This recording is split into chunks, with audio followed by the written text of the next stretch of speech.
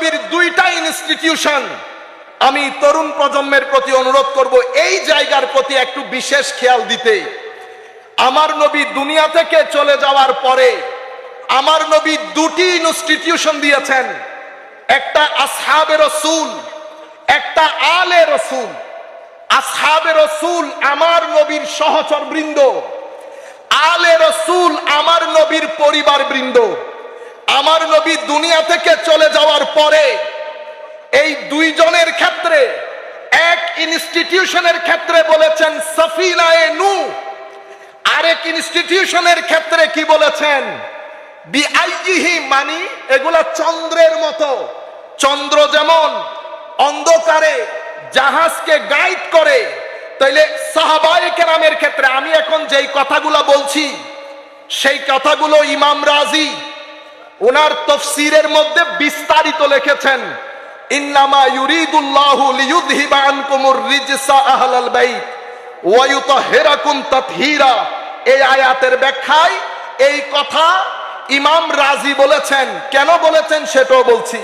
সম্মানিত উপস্থিতি, তাইলে আমার নবী দুনিয়া থেকে চলে যাওয়ার পরে দুটি সিরাতুল মুস্তাকিম রেখেছেন, একটা সিরাতুল মুস্তাকিম আলে রাসূল আর একটা সিরাতুল মুস্তাকিম আসহাবে রাসূল।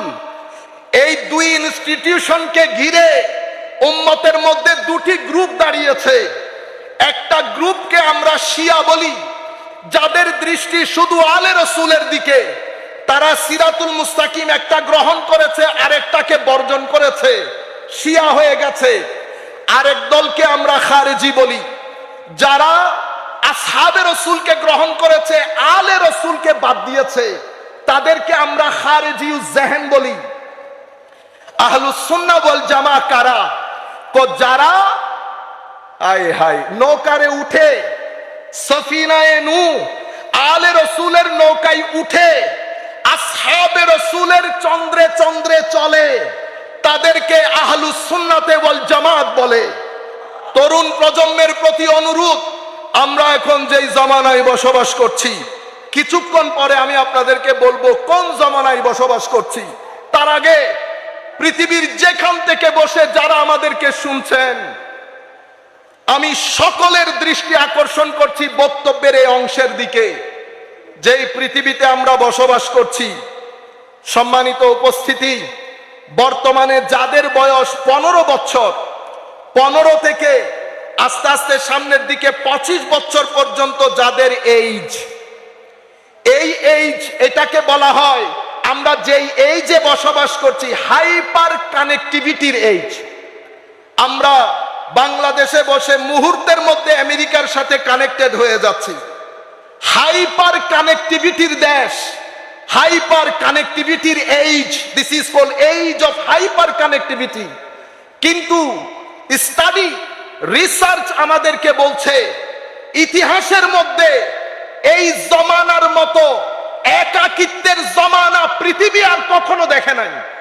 This is the loneliest period in the history of mankind.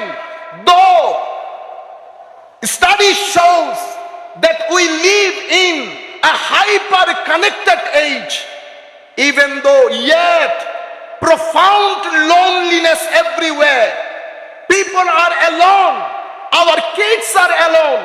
In the history, আমাদের ঐতিহাসিক, আমাদের যারা গবেষক, তারা বলছেন পৃথিবী এক অন্ধকার একাকিত্বের দিকে ধাবিত। সেই কারণে সাইকোলজিস্ট যারা, মনোবিজ্ঞানী যারা, তারা বলছেন এই এইজ হচ্ছে এইজ অফ অ্যাংজাইটি। আবার অর্থনীতিবিদরা বলছেন এটা হচ্ছে এইজ অফ প্রোডাক্টিভিটি।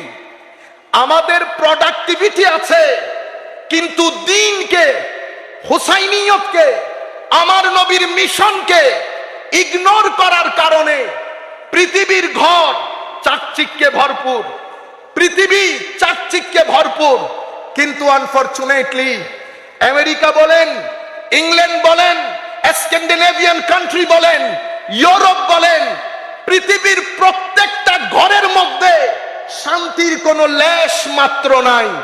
পৃথিবী সুকুনা, প্রশান্তি, পিস, মানুষের যে আন্তরিক প্রশান্তি সেটা হারিয়ে যাচ্ছে, হারিয়ে গেছে।